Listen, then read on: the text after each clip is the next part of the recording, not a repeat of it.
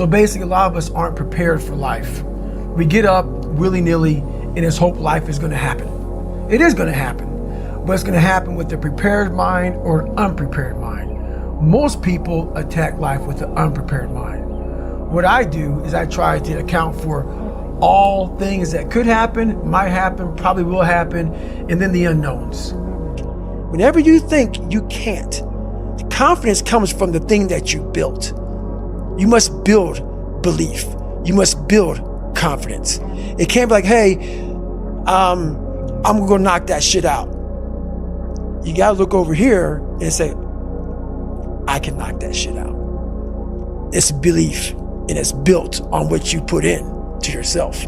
I had to miserably wake up every morning in the cold, because it was Indiana, November when it started. I was miserable. This is your new life. Take it or leave it.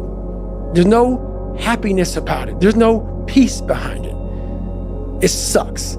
You gotta live with that. And I lived with it for a lot of years. And so I sat back and said, okay, all right, I know what this takes. And when you sit back, as fucked up as I was, and I had a laundry list, a table like this of what I have to do to become just a human being, I understand that guy. I understand exactly where you're coming from. That is your personal opinion, and I totally get that. But there's very few people in this world who want to do a job like that. And it takes a different kind of mindset. Is it tear grass appropriate? I don't know. How hard that training is, I don't expect anybody to understand it, but 1%. But the loud voices of this world are the 99% who don't understand exactly what you have to do. I became the most obsessed person on the planet Earth. And I was basically, I had to invent a guy that didn't exist. I lived a life so disciplined that everybody that I once looked to, these fake characters, I built that as a man. And when I was younger, I had this image in my mind of what does a man look like to me? And I got all these people who were badasses, characters. And in my mind, I became that.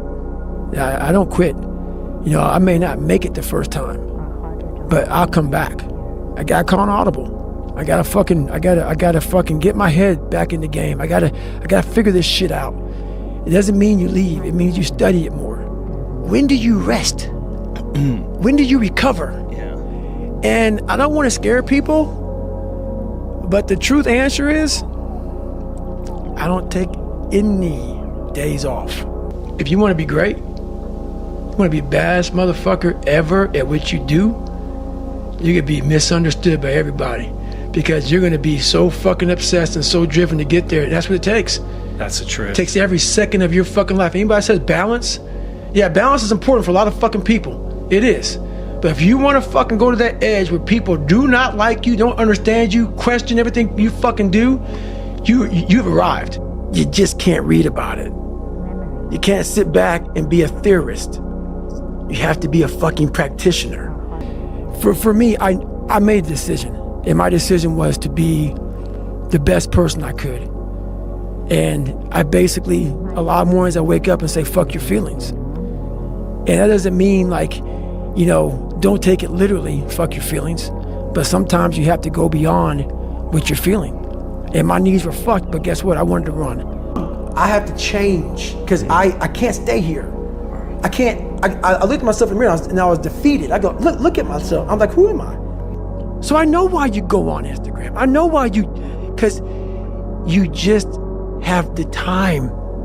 You have the time because you don't want to put that time into bettering oneself. I had two options: to either be that 300-pound guy who sprayed for cockroaches and made $1,000 a month, and at 24 years old, knowing when I'm 50 fucking years old, I can reflect on this and think about what guy I never became, or I can totally just sack it up and fail and fail and fail until I succeed.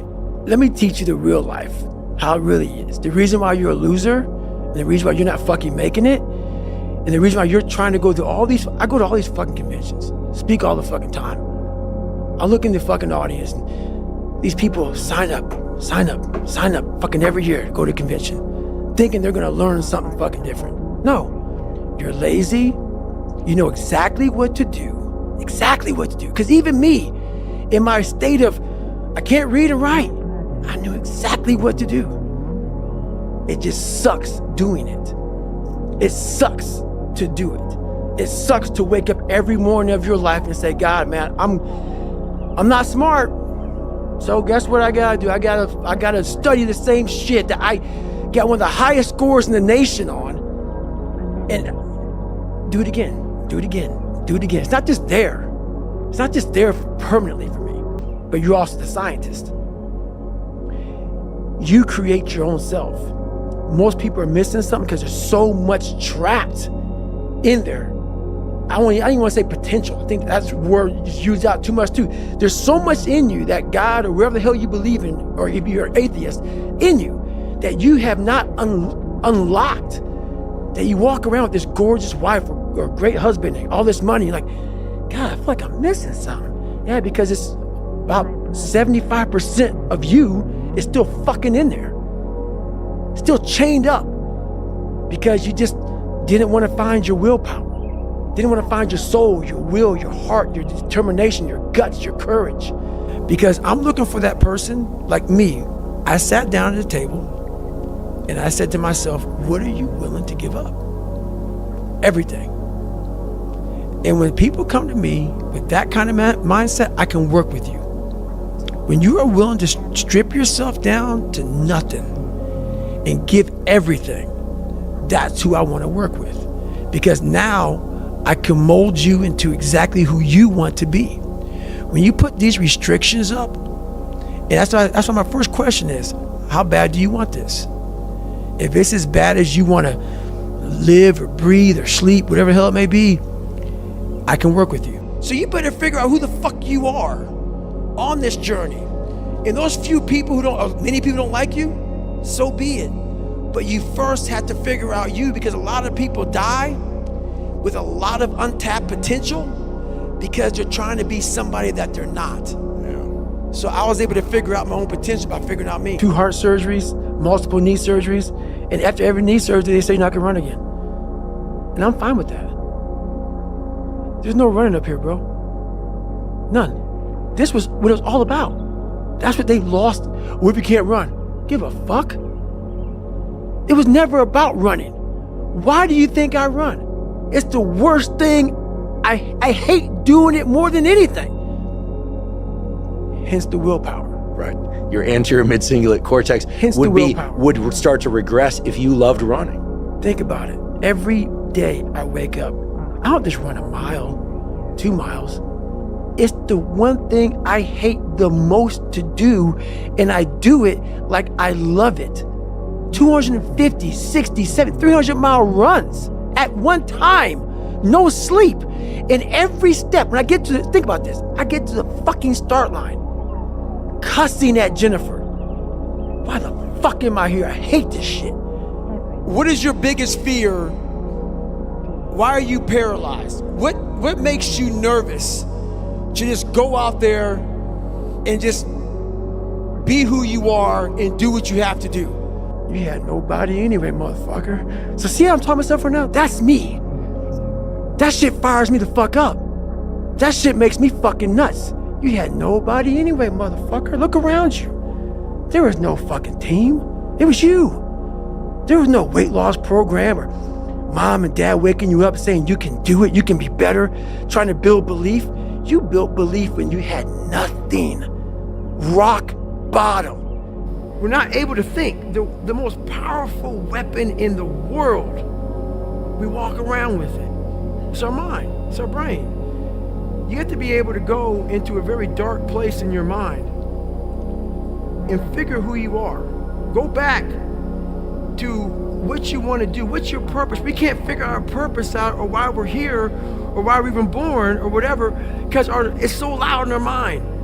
We don't have any quiet time with ourselves to sit back and say, what do I really want? There's so many different dialogues in our head that we can't think. So my biggest thing is, You have to be alone in a very dark place in your mind to think about what is important to you. You can fucking achieve the absolute impossible. You don't need great parents. You don't need like a private school. You don't need to have this humongous GPA and all this other shit. What you need is the one thing I talked about in my book, which is straight up brutal work ethic. There's no hacks, bro. It's you against you. You against you. And if you misunderstand that, you have a real problem. Pretty soon you win. Pretty soon you'll fucking win. If you have the courage and the heart and the dedication and the mindset about everybody can go fuck themselves. I know what I know. I've listened to myself enough to know I know what I know. In the battle, you find peace. When you go to war with yourself, you find a lot of peace because you know exactly who you are. And that is where the peace is really found for me. It's so easy to be great nowadays, my friend, because most people are weak. Most people don't want to go to that extra mile. Most people don't want to find that extra because it sucks. Every day I walk this earth and I see average all over the fucking place. Know that if you have big goals and big dreams, along the way, failure is going to happen. So how fast do you get up from that? You got to teach yourself that. It's time to get back to work. Stop hearing yourself talk. Get off the podcast. Don't be on social media too much. Cut out all the fucking noise. Get back to the fucking mental lab.